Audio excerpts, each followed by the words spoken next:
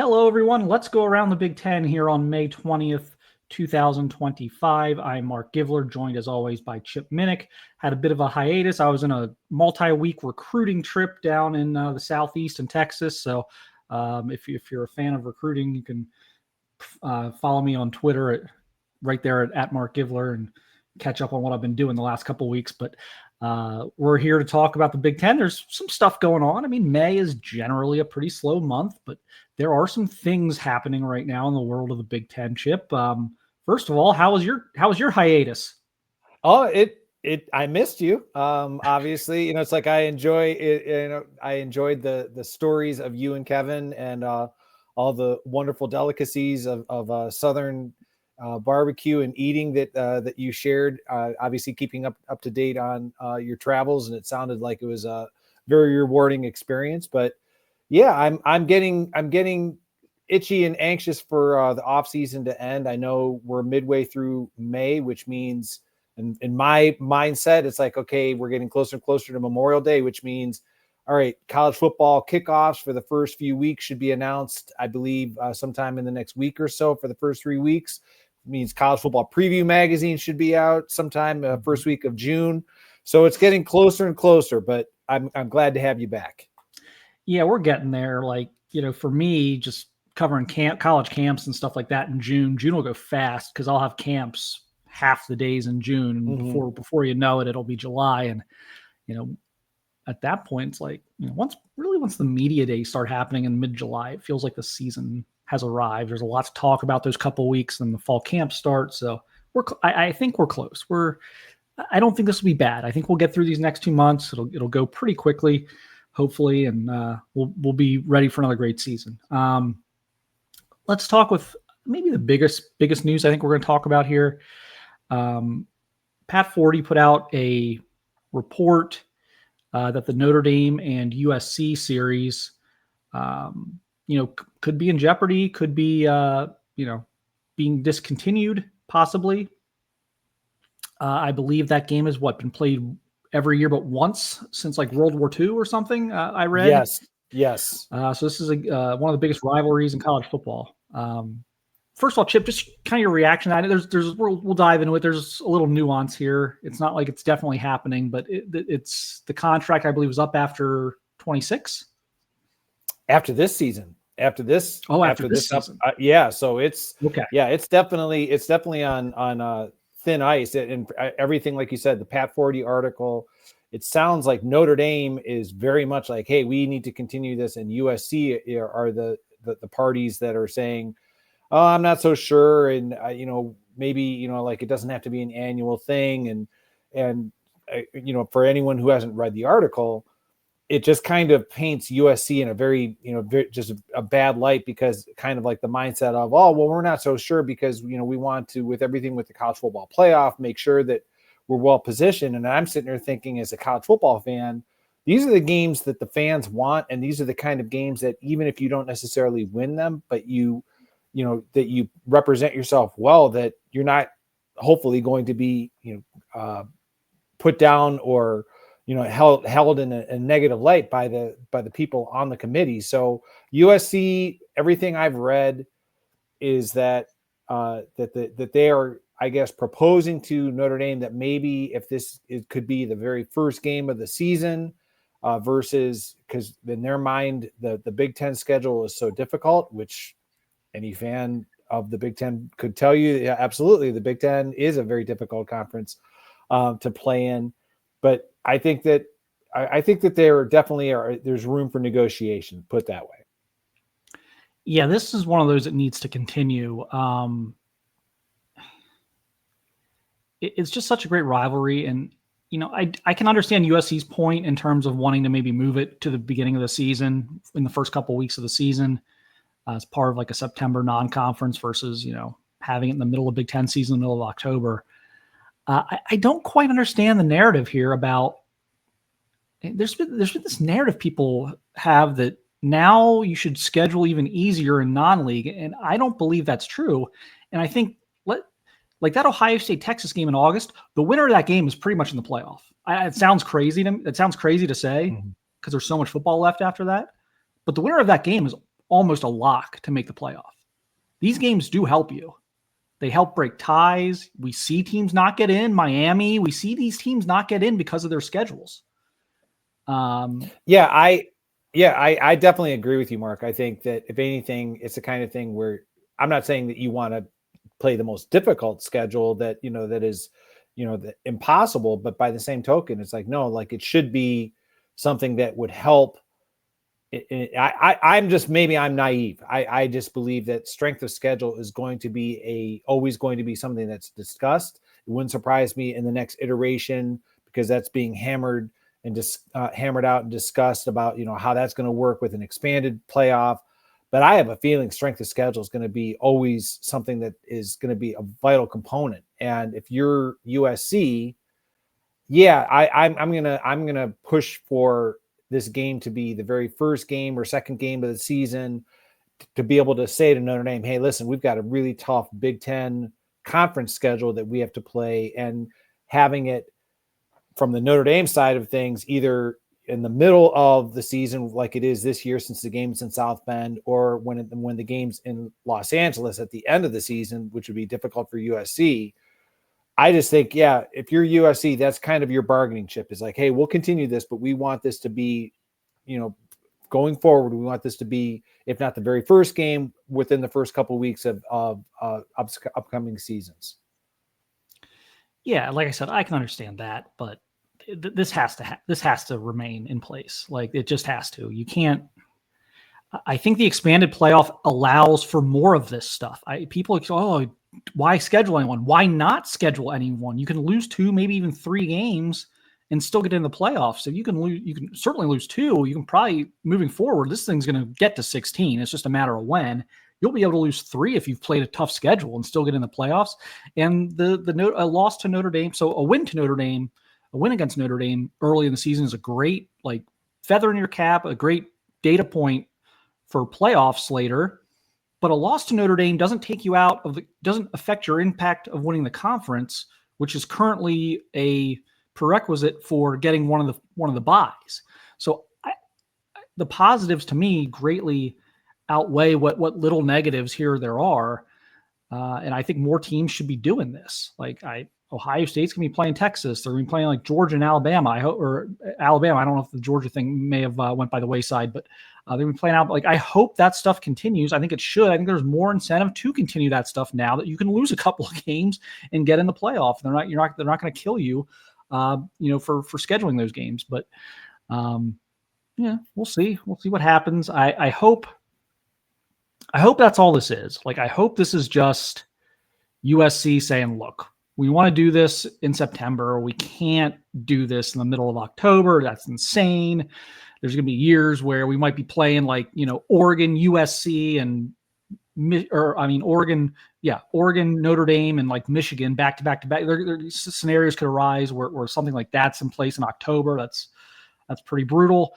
So I get that to an extent. I just, and again, I'm so negative on Lincoln Riley. So it's just piling on here. I don't want to do it, but I'm hoping this isn't him behind the scenes pushing his administration to get them out of this, because he kind of ran from the SEC when he went from Oklahoma to USC, and knew Oklahoma was going into the SEC, and USC was in a very top heavy Pac-12.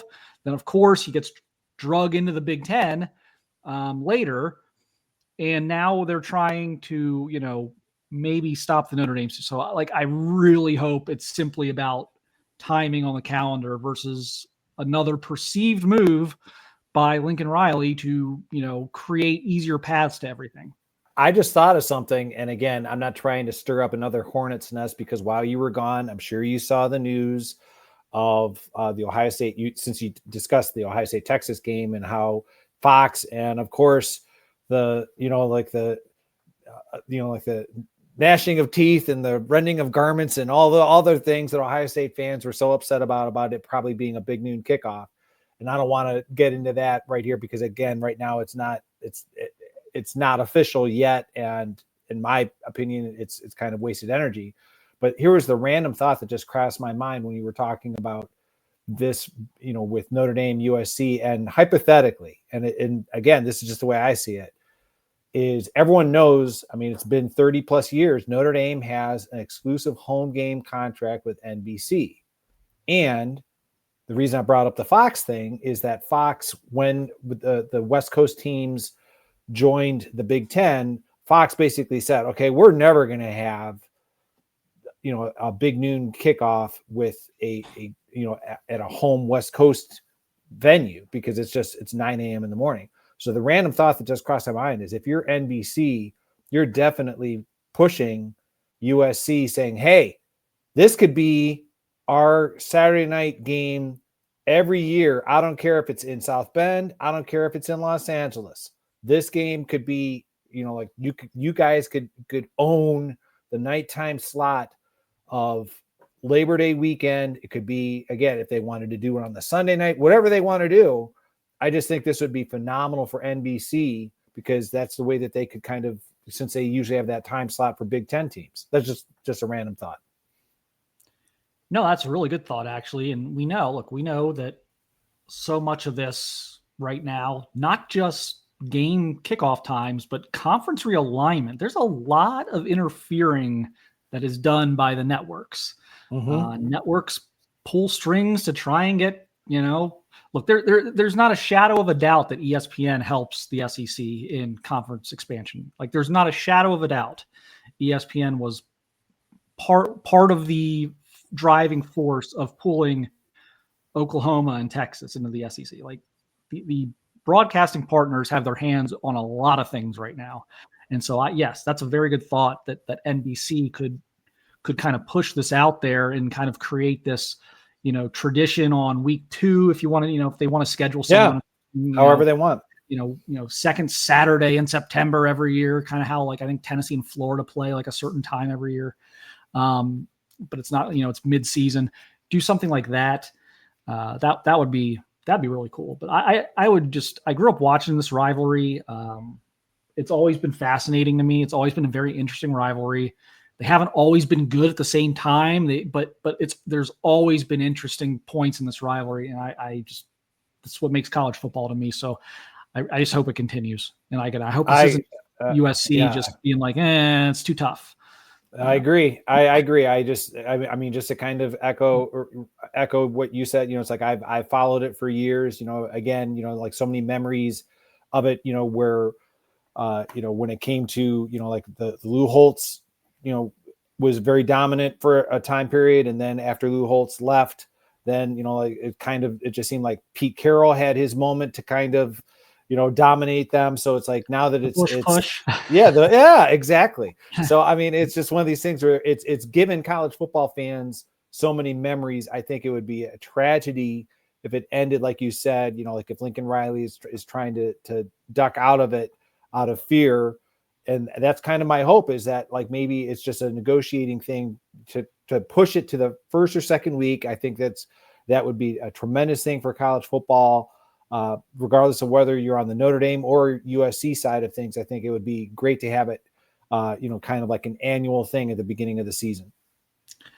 I'll finish on this final thought, though. I'm going to play like devil's advocate against myself. Okay. Here. The one thing I've always said, this is going to be kind of hypocritical, but like it is what it is at this point. The one thing I've always said is, if the Big Ten really wants Notre Dame to join the conference, they should stop scheduling them. That's so true. I do wonder, like, how much is that playing into this? Maybe not at all. I don't know. I'm just curious, like, if there's some maybe conference pressure here, like, hey, you can't have this both ways. You're either in this conference, you either can join this conference or not, but we're not going to keep scheduling you. I think that's probably not the driving thing here, because the Big Ten's never really played that card, even though I thought they should have there for a while. I really thought they should have when they just most recent expansion. I really thought they should have played that card. I think that would have been the perfect time to do it, but you just wonder about that. Well, no, I think our colleague Garrett Seawright summed it up really well recently on a Saturday Glory podcast. When he was talking about why Notre Dame does not want to join the Big Ten, and he for anyone who hasn't listened to the podcast, I think he always does a great job. But I just thought his rationale for it was, okay, if you're Notre Dame, you know full well that, and he went through basically like the Notre Dame schedule in terms of, so many of these primetime things. And it's like Notre Dame knows that they are never, ever going to be, and I realize this is going to sound like a backhand slap at Fox. It's like they know that they don't have to worry about being, on the big noon kickoff. They don't have to worry about being sent off to the Big Ten network.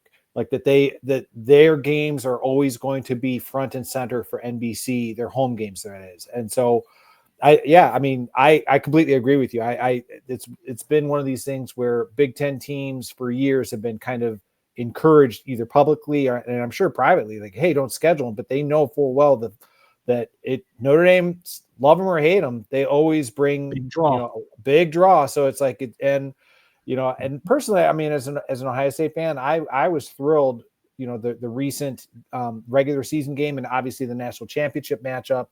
I just think it gives an opportunity for two storied programs to get together. And again, when it comes to USC, Notre Dame, I think that they can find common ground. Hopefully, USC sounds like Pat Forde from the way that I read the article. It sounds like USC is the one that is kind of, not wanting to continue this. So hopefully some, cooler heads will prevail. Yeah, we'll see. We will see. Could be a very interesting game this year on a lot of levels. Obviously, Notre Dame is once again thought of as a very good chance of being a playoff team. USC, big year for them for Lincoln Riley. He's got to show some progress this year. So be a big one for sure. So definitely one I always catch. Illinois, Bret Bielema, 6-year contract extension. Right? 6-year. Yeah, it's extended to June 30th, 2031. Correct. And it's just pending approval coming up in a couple of days, actually, with the Board of Regents for the University of Illinois. And again, kind of playing the old man card here is that, I remember back in the day, I mean, like, it's one of these things where like Illinois was a constant threat to Ohio State when it came to, back in the early 80s when I was, younger, that, Illinois was always a threat to win the Big Ten. And then it just seemed as though, okay, like during the 90s, the pendulum kind of switched to like Illinois being more of a defensive type team. Offense was not really their thing. And then, as anyone who follows Illinois football knows, okay, like they had their ups and downs, like from the Ron Zook era to, going to obviously with Tim Beckman and that kind of like bottomed out. And then, when it came to Lovie Smith, all right, that was kind of a head scratcher at the time and it didn't work out. Say what you will about Bret Bielema. In my humble opinion, the guy is not necessarily the right cup of tea for everybody, but the guy, you can't deny the fact that his teams come play a physical style, that they are consistently difficult to play against. And I just think that if you're Illinois now, the fact that he has given this program after so many years of just very mediocre to poor results, Illinois finally has stability at a crucial coaching position, especially within this expanded Big Ten. Yeah. So let me dive into a couple more of the details. So theoretically, it's being billed as a 6-year contract, new 6-year contract. What is happening is his current deal is being extended by 2 years, which puts it out 6 years to June 30th, 2031. And then he's also got an opportunity to earn up to 4 1-year extensions. He's got to meet certain performance benchmarks, but the contract could go all the way to 2035. And his annual salary is beginning at $7.7 million. Whew. I think that says a lot about Illinois' willingness to spend. That's a big contract. Like, I know it is. I know we're getting up to like $10 million a year, like Ryan Day, and those guys. Like, I get it, but like, Illinois dealing out almost $8 million a year. That's real. I mean, that's a big time investment. Well, I mean, to that point, it's one of these things where, we've kind of talked about this on previous podcasts, is that obviously when you have teams like Ohio State, Penn State, I'm going to throw Oregon in there. We were just talking about USC, Michigan. Okay. Those are the teams that, traditionally are going to be expected to be, up at the top of the conference. When it comes to, and this is not meant as a shot, I apologize if it comes across that way. Teams like Iowa, Wisconsin, I'm going to say Illinois, Minnesota, it's kind of more of developing programs that, all right, that they can be good, like Michigan State, all, like right now, especially with kind of the second year of Jonathan Smith's tenure. But back to the point I'm trying to make is, okay, Bret Bielema is really good at, all right, developing a solid program. I'm not saying that they can't threaten for the conference championship. I'm just saying that, things have to fall right when it comes to, the schedule, and obviously having the talent on hand and avoiding injuries and all those kind of things for those developmental programs. I think Illinois with Bret Bielema, I think he's perfectly suited. And not that I've ever met the man. I've never talked to anyone that has engaged with him. I'm just believing that Bret Bielema, after what he had at Wisconsin, that he kind of, all right, well, his eyes were too big, in terms of like what he wanted, for Wisconsin, and he left for Arkansas, and that didn't work out. That I think that he is back in a comparable type of environment to what he had at Wisconsin. And I think he is embracing it. I think he enjoys the fact that he's building something that is going to be competitive within the Big Ten this season. You and I both know that, I mean, the expectations for Illinois this year are naturally high, like when you look at the talent on hand. So I just think it's a great thing for both Illinois as well as Bret Bielema, that the extension, the possibility of long-term stability, I think it's a good thing. Yeah, I agree. And in the school's press release, they even mentioned something we talked about recently on an episode, is that Illinois' recruiting class is currently ranked number 11 in the country. We talked about that a few weeks ago, about how they're off to a really good start. And so he's got things going there. I think they've got a very realistic chance of making the playoffs this year. Oh, yes. I'm like that far up on the bandwagon right now. I don't know Bret Bielema either. I will say this. I've talked to people who do know Bret Bielema or who covered Bret Bielema. They all say he's a great guy.